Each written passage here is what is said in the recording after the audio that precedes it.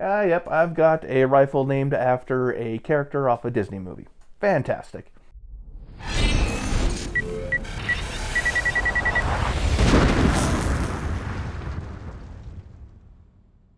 Well, the first time I ever competed in a long range competition, I was really nervous. I'd been with Desert Tech for about 2.5 years now at that point, and I'd taken 3 training courses with Deliberate Dynamics, everything from precision carbine, pistol and rifle, and urban precision, and there was also the employee long range precision class. So I was feeling pretty confident, understood how all the parts work together, and thought, you know what, we're doing a charity event, so I'm going to jump in there. It's got an amateur league competition in it. I'll jump in and see what happens. Why not? So, of course, I'm prepping all my gear, making sure everything's good to go, going down my checklist, way over pack as you do. So I get to the match. It's really cold. I'm like, this is going to be a fun match. Shivers and precision. This is going to go well together. Warmed up a little bit, got out there on the line, and I could see, Carson and his son were in the match too. Some of their sales reps were in the match too. A few other employees were in there. I'm like, my goal at this match is just to make sure I don't embarrass myself. And it was before we had the Traceall ballistic app, so I was running Shooter app, which was okay. And so I had my data, and then when I got out there, the other problem was I didn't have my own personal rifle to use in the match.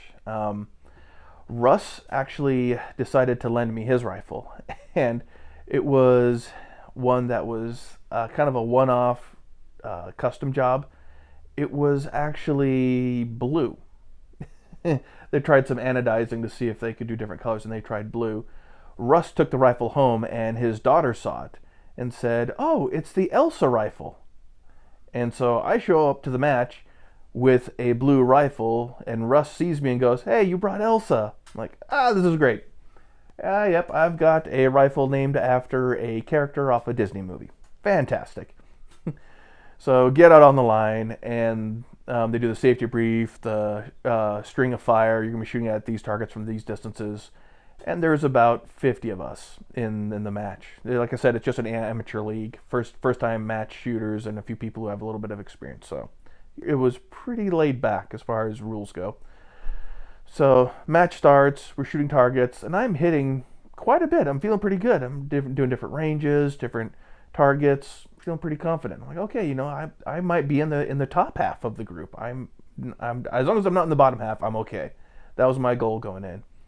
And I also took the attitude like, I'm just going to have fun. Because if I get serious, I'm going to get angry when I miss. It's not going to be any fun. So I just was out there having a good time. Me and a couple other shooters were joking around with each other during the shoots, and it was pretty dang fun. Then at the end of the match, they start doing up all the scores, and I'm thinking, I did pretty good in this match. I'm pretty happy. And then at the end, they say, okay, Santrico put up 2 prizes, a shotgun suppressor and a Omega 30 caliber. And the organizer looks over me and goes, "Do you already have a 30 caliber suppressor?" I said, "Yeah, I already have one of those." He said, "All right, how would you like a shotgun suppressor, the Salvo 12?" "I don't have one, but yes, okay, I'll work." And and then they start divvying up the scores. And they're like, and first place was Ryan Wells. I'm like, first? What? My first match, I got first?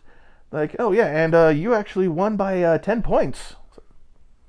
Wow, all right, this sounds fantastic. So my first match, walked in kind of having my feet under me a little bit, taking some training courses, and took first place in an amateur league match against 50 other shooters. So I was feeling pretty dang good about that. And my next match didn't do so good, but I kind of started off on a really high note. So my next match I took 7th place. So I was pretty happy with where things went after that.